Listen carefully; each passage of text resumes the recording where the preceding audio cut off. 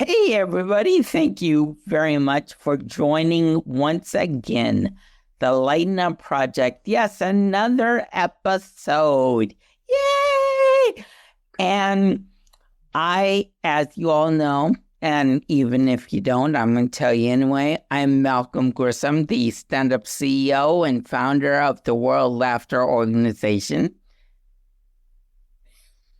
And I have yet another great guest for you that I want to have a very stimulating conversation with. This man has been in comedy for over 45 years. He has been, did a little performing as an actor, mostly writing and producing movies for HBO, for Showtime.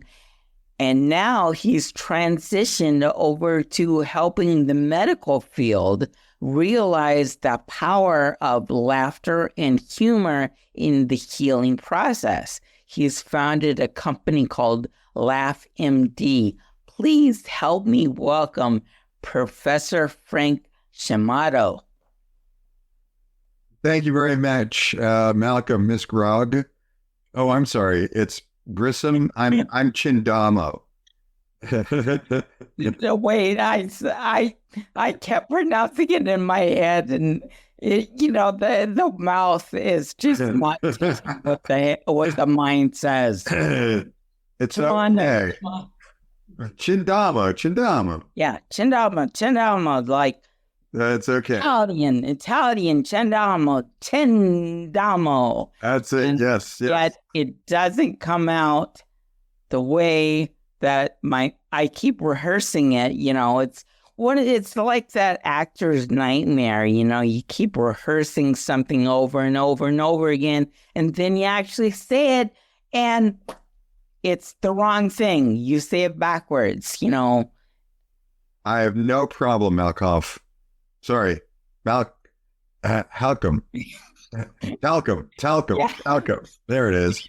Malcolm, yeah. Malcolm. Gruesome. Gruesome. Actually, when I was my very first open mic, the MC announced me as Malachi Jism. Woo! Wow. Which is a cream that you can get at the corner store. Yes. Yes. It is. We know it is now, but at that time I didn't know. So, right. Yeah. Anyway, yeah, Chindamo. Sorry. That's okay. That's all right. Frank Chindamo. That's okay. Yeah.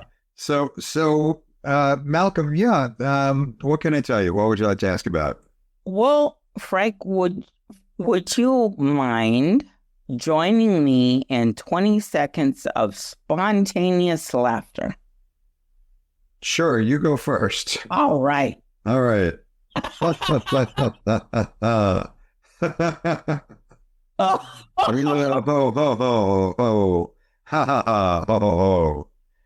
Okay, it's 20 seconds.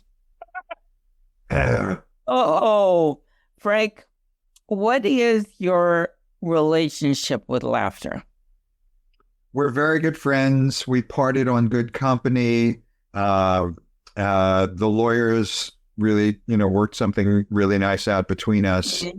And now I get to see the kids on the weekends. Okay. Yeah. And really, so you don't have that much relations with laughter. That's interesting. No kidding. Yes, I know. Ratio. Oh, wow. Okay, you're the first. So, yeah, I mean, I was a kid. I was grew up in a really rough neighborhood in Queens. It was it's where the movie Goodfellas takes place, except this was the real life version of that. So a lot of tough guys. I was a short little guy with a Jufro and a big nose. So not the most popular. And as they would say, I had a very punchable face. So I learned to avoid getting a beating. You could just make the bullies laugh. Mm-hmm. That's it.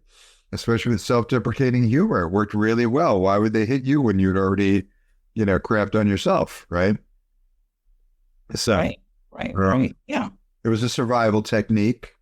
I had some issues in high school where it was a similar thing where I was really batted around a lot, and I found a tribe of other guys. It was an all Catholic high school, but I found a tribe of other guys who all loved Monty Python the way I did, and so we bonded on like performing Monty Python sketches for each other, and that kind of led me into college where I worked writing and producing comedy videos and things, and that led to my career at SNL. So as a child, did you, I know you made others laugh. Did you laugh a lot as a child? Oh, I did. I loved comedy. When I was a kid, I had more. Sorry, my dog is going crazy there. Can you hear the dog in the background? One roof. That's it. One woof. Okay. Yeah. So I had more comedy records than music records. Here, I'll show you. I had like the Monty Python record. And how many people bring props? I had this Monty Python record. Uh-huh. And I had, let's see, a Charlie Brown record. And this is a rare one, actually. This is Woody Allen. Oh, yeah. Yeah, he actually took all those back. The SNL had a record. It goes on and on. Fire Sign Theater. Mm-hmm. I don't want to bore your listeners here, but I even had Monty Python's previous record. So okay, that was what I was listening to instead of music. And right. Loved comedy. I think comedy to this day is an unsung, underappreciated art form. Did you know that it's like a 5-to-1 ratio with comedy versus drama for the Oscars? What do you mean? In other words, the Oscar for Best Picture goes for every one Oscar for Best Picture that's a comedy, 5 go to dramas. Oh yeah, for sure. Yeah. They don't take the unserious seriously. Right. No, they don't. But you do, now, especially with your LaughMD, and I'm really looking forward to talking more about that. But before I do, I want to get to know you a little bit more. So you said that comedy and making bullies laugh was a way to get them on your side. Was there ever a time that you felt, or did you feel that comedy or your ability to make others laugh gave you a certain superpower, so to speak? Well, yeah, in that it made people pretend to like me or maybe like me. And when you're a highly, low self-confidence, low self-esteem teenager, it was a way to get people to, pay attention to you and to not ignore you. You know what I mean? And it became very useful, and it became a useful skill even when I started to go to film school and things like that, because if you could make people laugh, they'd want to work with you. And when I went to get my master's at Columbia University, everybody there had to make like one film per year, and you were supposed to do it in 2 years. So some people made only 2 films. And I held the record. I made 9 movies while at Columbia because people just liked working with me, and it was fun to do. And I made comedies, so that's fun, right? So it helped. Yeah. Yeah. Okay. So when was the first time that you realized that laughter wasn't merely this entertainment thing that helps you avoid being bullied or helps you make movies and entertainment, but it actually had that power to heal. So it's 1981, and I'm working on a TV show, and this TV show was a comedy. Can you read what that says there? No, can't. Oh, yes, I can now. Saturday Night Live. Exactly. So here I am.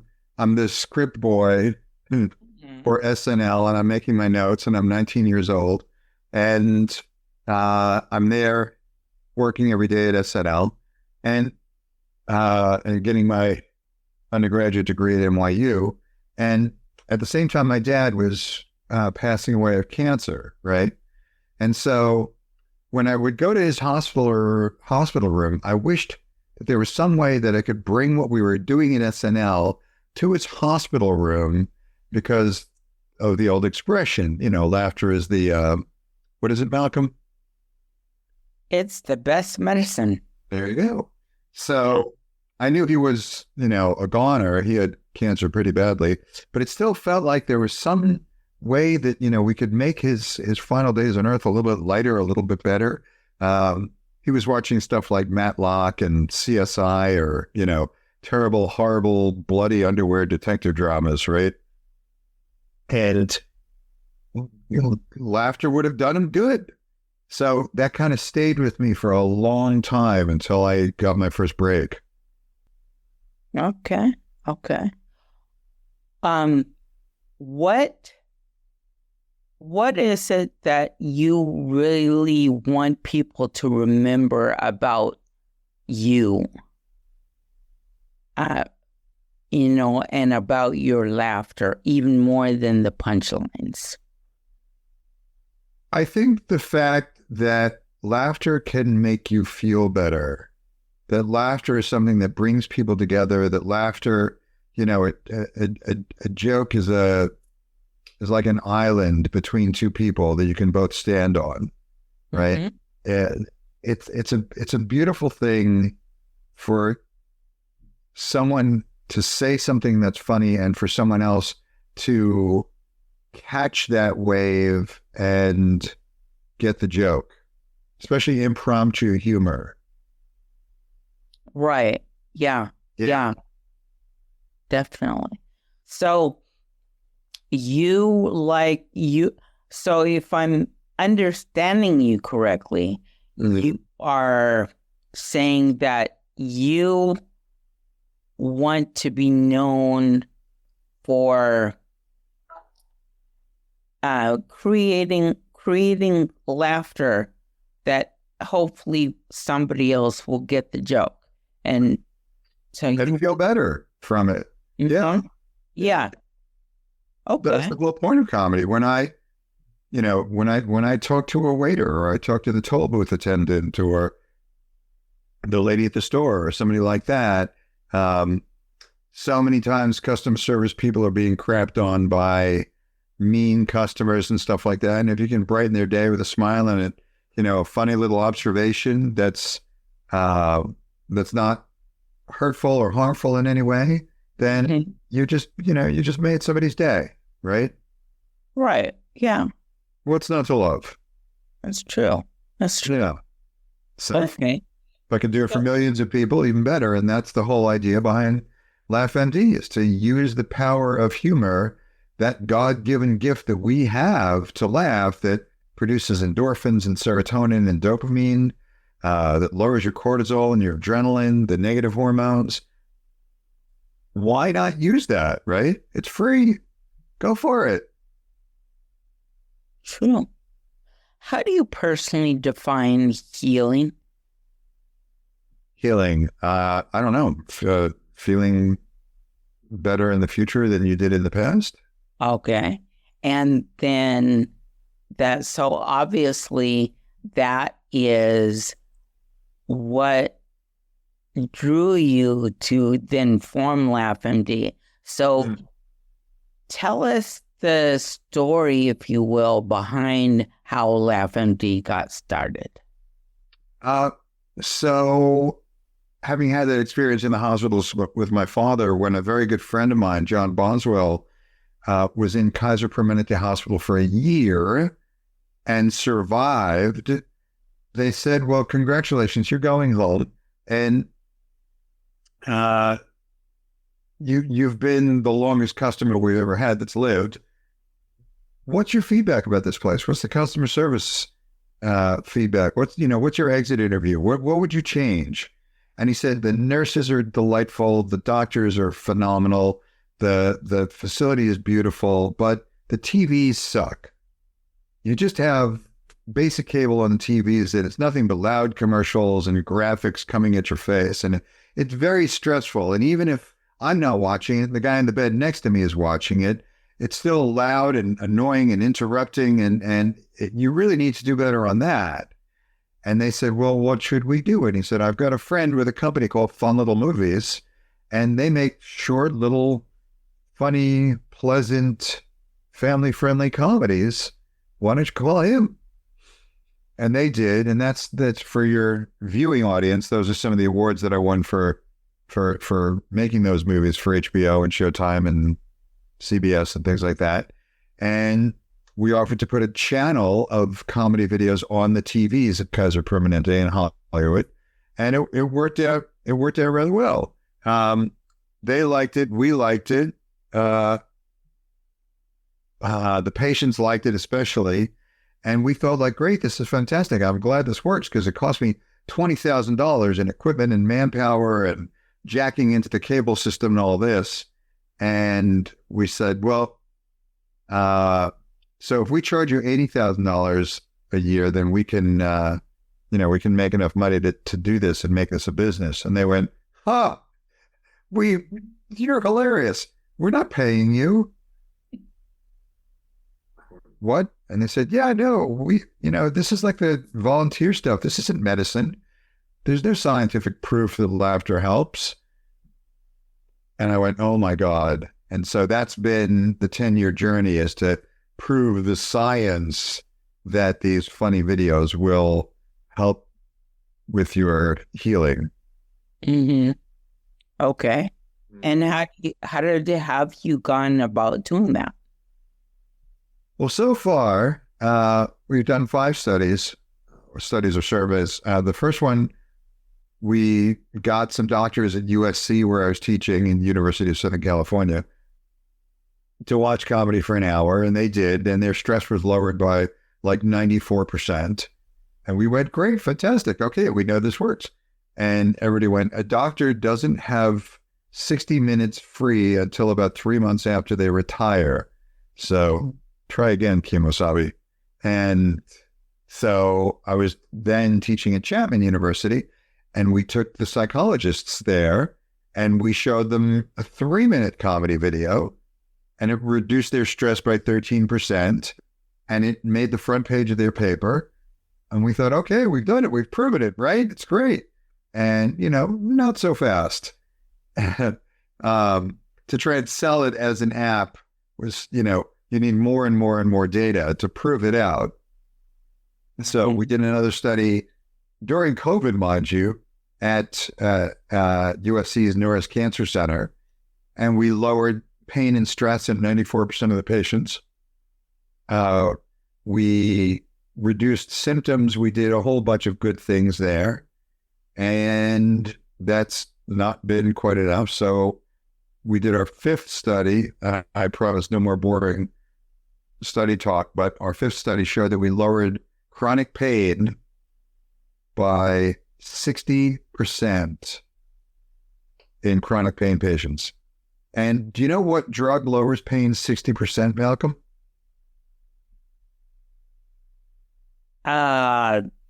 Laughter. No. That's it. That's it. Nothing else. Even opioids do 50 at best, and we did 60. And the patients went from a 10.6 pain level to a 4.2 pain level. Wow. And how was this I mean, how do you measure someone's pain level? That's a good question. There's a number of different tools for measurement. One of them is called the McGill Pain Questionnaire, and it's a rigorous set of questions that takes about 15, 20 minutes to fill out. So if you weren't in pain at the start of it, you will be by the end. Yeah. And so we would, measure like what's your level of pain right now, and then watch comedy for a week. And now what's your level of pain, and watch comedy for another week. And we went on for 4 weeks. And like I said, it just kept dropping and dropping. But they were doing it rigorously every day. And they got to keep the iPad if they did it. So that's why people did it. Yeah. But it really worked. We're doing it now with oncology patients at the Oncology Institute of Hope and Innovation, and we're lowering pain and stress and even blood pressure there with comedy videos. That's excellent. That really is excellent. Thank you very much. And how do you, like with blood pressure? I know that laughter does help with blood pressure and with stress. I know that, and I know how to measure. Like with me, I can take my measurement, my blood, my beep. Frank, something that you should know about me. Some of my guests, if you've been watching for a long time, you know this as well. But as a child, I had a virus that now I have some slight brain damage. And so once in a while, I lose my words, I lose focus. I just get tongue-tied. I just don't know what to say for a second. So when that happens, just bear with me because it's coming back. I'm like, my words are like these little children, these mischievous children playing hide and seek, but I will find them and I will come back. So bear with me when that happens. Well, if they're like missing children, just look on the back of a milk carton and you'll find them. There you go. Yeah. There you go. Yep. There you go. Hey, so where in your life do you really give yourself permission not only to laugh, but just to play? And then where do you still find yourself holding back? Wow, that's a complicated question. I'd say I give myself permission to laugh when I'm with friends, like everybody does. I have a prescription of watching comedy right before bed. I'll finish working. I just finished writing a book, so that meant I was at the desk till 11 o'clock every night. But then at 11 o'clock, I'll put on, the funny monologues of Colbert and Jimmy Kimmel and things like that. And I give myself permission to laugh at that time until I fall asleep. And it's always really good, and it helps a lot. I'm 66. People say I don't look it. Probably because I have that youthfulness that is given to you by laughter. Mm-hmm. Mm-hmm. Yeah. Mm-hmm. Is there somewhere in your life that you find that you hold back? Like with me, even though I'm an extrovert and I love to laugh and make other people laugh, especially because of my what I went through with my disability and being teased and bullied and my internal bullying and all that, and slipping back into my shell, especially because of that, I find myself going back in my shell, and there's times when I really wish that I could lighten up a little bit. Are there any times like that for you? Yes. Having, self-esteem issues, having confidence issues and things like that.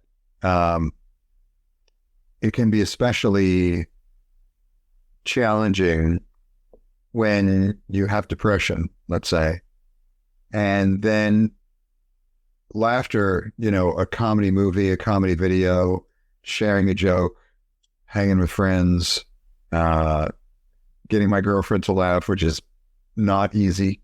And if I can do that, then all those things kind of make the bad stuff float away.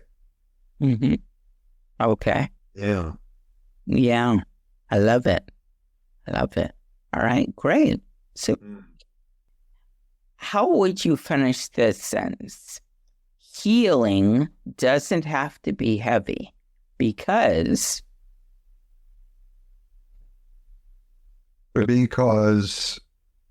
healing is bringing you towards a better place, and you can use humor and comedy to get there faster.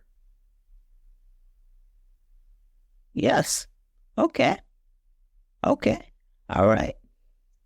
I like that. I like everything. People come up with wonderful answers to that, and I really like that. So, if you could send a message of hope through laughter, who would it be for and why? I would send it to Dr. Ken Jeong.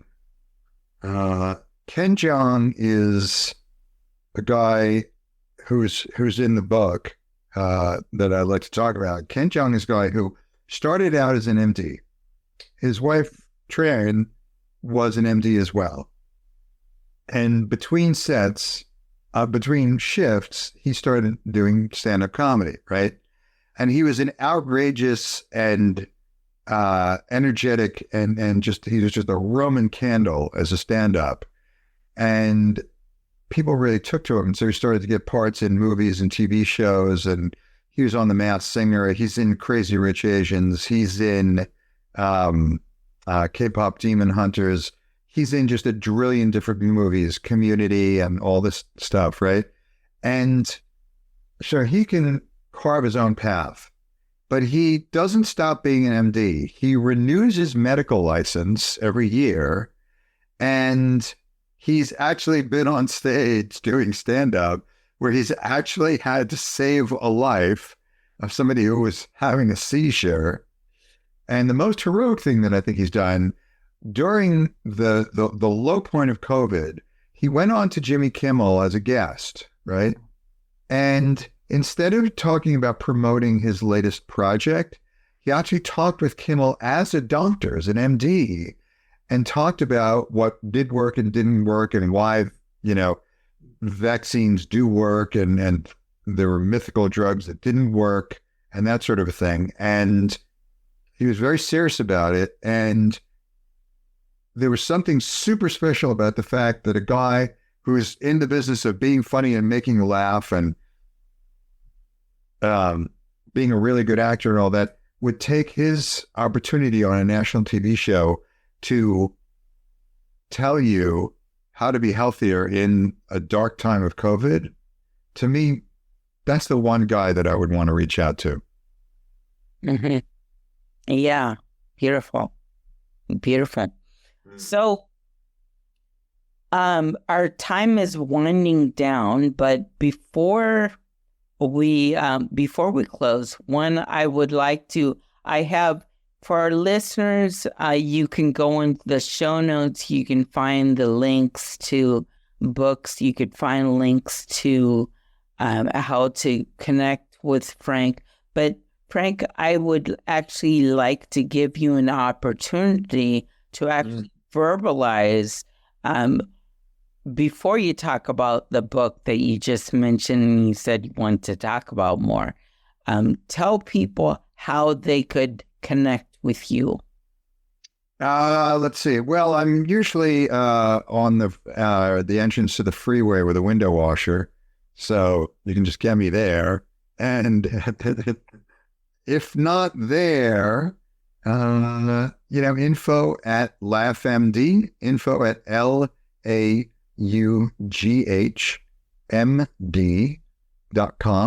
is the best place to do it. Info at LaughMD. And if you want to get a copy of the book, you can write to us there. It's a pre-published version of it. It's going to be published, but before that, you can get a copy of it. And should I tell them about it? Yes, please do. Okay. Well, it's called "If Laughter is the Best Medicine, Why the F Don't We Use It as Medicine?" I'm keeping it clean for you, Malcolm. Thank you. But if laughter is the best medicine, why the F don't we use it as medicine? And it's a guide to how you as a patient or you as a doctor or you as a healthcare facility can use laughter and humor to your benefit, to your health benefit, to your emotional benefit, and to your financial benefit. Mm-hmm. Yeah. Yeah, definitely. The finances is one that we've talked about this on this podcast, and we'll continue because we have some CPAs coming up in later episodes. But yeah, laughter, a lot of people do overlook, the many aspects of how laughter can really help. My dog does not, apparently. I guess not. Yeah. I suppose not. No? Dog whines. How professional of me to have a dog in the studio. So that's okay. This is super non-professional. Super non-professional. Not just non-professional, Frank. It's super non-professional. That's the rating I usually get when my work is assessed. So perfect. Well, so Malcolm, it's been a joy to talk to you. I would never have known that you had any sort of a handicap unless you mentioned it. So thank you for sharing that. You're a unique and wonderful and very charming and sweet man. So I'm glad we've got to know each other. Yeah. Do you tell people how they can contact you? I do. People can always contact me at my website, which is malcolmgrissom.com. And that's my name's spelled right there. Right there below you. Yeah, Malcolm with 2 L's. Don't forget, it's not 1 L. It's 2 L's in Malcolm and then Grissom. So Malcolm like Malcolm X and Grissom like the astronaut Gus Grissom. But the young people don't know that. Who's Gus Grissom? Oh, they shouldn't feel bad for themselves. I don't know who Gus Grissom is either. Oh, okay. Yeah, he was the one that went up right before Neil Armstrong. He was in that. Yeah, the Apollo 10. Yeah, the Apollo 10 right before Neil Armstrong, and unfortunately, he did not make it. Oh, wow. Mm-hmm. What do you mean he didn't make it? What, did they leave him on the moon? He's still waiting? No, meaning they crashed. Apollo 10 crashed? Apollo 10, yeah. Yeah, it crashed. Wow, what a delightful way to end the show. Well, we're not going to end the show that way. Okay. I would like to know, what's the one thing that you would like our listeners to remember? Probably their own name and social security number. Mm-hmm. It would be good. If stopped on the street, you should know that in case ICE comes after you. Yep, definitely. Yeah. Do you want them to remember anything about you or LaughMD? Oh, well, about us. Yeah, I would say that if you can remember that there is a book out there called "If Laughter is the Best Medicine, Why the F Don't We Use It as Medicine?" and that it gives you instructions. It doesn't just talk about the science of humor or the history of laughter. It also talks about heroes in our society, from the Pope to Norman Cousins to Patch Adams to Lieutenant Colonel Robin Phoenix Johnson, who all found ways to use humor in phenomenal, heroic ways. Mm-hmm. And then it says, well, if they can do it, so can you. The way you're doing it, Malcolm, for example, is one way.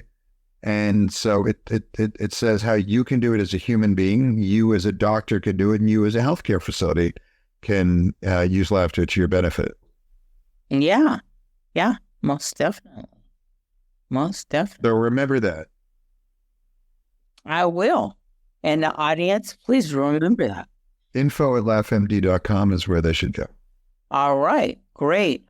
Well, Frank, thank you so much for your time and your knowledge about laughter and your stories about the healing power of laughter and humor and comedy. It's been so great. Thank you very much for being part of the audience, part of the episode. And audience, thank you all for paying attention, for tuning in once again to the Lighten Up Project. And please come back next week when we have yet another stimulating conversation. And until then, please remember, every smile can open a door, every laugh can open a heart, and every step can be a victory. Thank you so much. Until next, thank you. Thank you. Stressed out, stuck, or leading on autopilot? It's not a motivational problem, it's a connection problem. My weekly virtual improv classes boost engagement, collaboration, and retention, all while having fun. Register now for a complimentary month